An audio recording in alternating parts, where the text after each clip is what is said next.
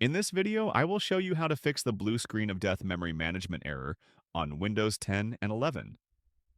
Hey everyone, if you've hit that dreaded blue screen with memory management popping up, don't panic.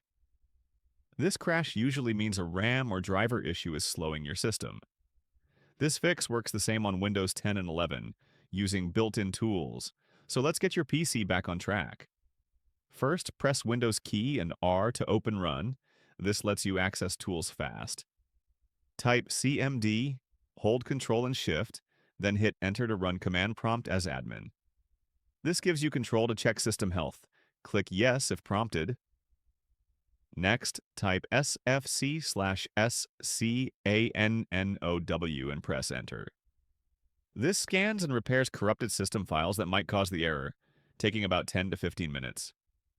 Once done, type DISM/ONLINE/CLEANUP/RESTOREHEALTH and enter.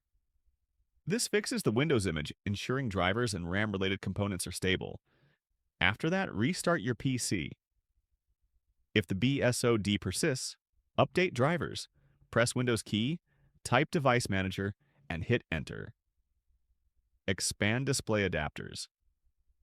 Right-click your graphics card and select Update Driver to prevent RAM conflicts. Check RAM health in Task Manager.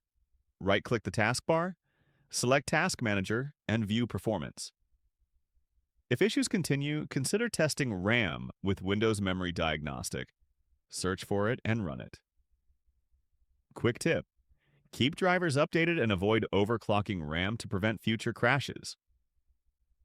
Thanks for watching. Like and subscribe if this helped you out. In this video,